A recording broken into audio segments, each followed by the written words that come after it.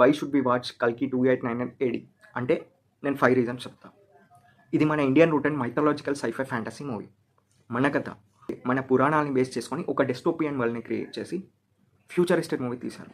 Reason number 2, ఇదే మన super heroes movie. ఇన్నాళ్ళు మనం ఫ్రిక్షనల్ సూపర్ హీరోస్ మూవీస్ చూస్తూ ఆదరిస్తూ వచ్చాం. సో ఇప్పుడు మన సూపర్ హీరోస్ మూవీస్ వచ్చేసాయి, చూసి సపోర్ట్ చేయాల్సిన సమయం వచ్చింది. Reason number 3, star cast. మూవీలో చాలా పెద్ద క్యాస్ట్ ఉంది అండ్ సర్ప్రైజింగ్ క్యామియోస్ ఉన్నాయి. సీరియస్లీ ఒక్కో క్యామియోతో మనం సర్ప్రైజ్ చేస్తారు. Reason number 4, Nag Ashwin. ఆయన ఆలోచన వేరు, ఆయన స్థాయి వేరు, ఆయన అంబిషన్, ఆయన execution, passion towards the movie take a bow man. Reason number 5, మన డార్లింగ్, మన rebel star, the first pan Indian and pan world star మన ప్రభాస్. తెలుగు సినిమా స్థాయిని తన భుజాలపై మోస్తూ ఎక్స్ట్రీమ్ లెవెల్కి తీసుకెళ్తున్నాడు. ఇంకెవరైనా మూవీకి వెళ్ళకుంటే అర్జెంట్గా వెళ్ళి చూసేయండి. మీతో పాటు మీ ఫ్యామిలీస్ని కూడా పట్టుకెళ్ళండి. The film gonna blow your mind.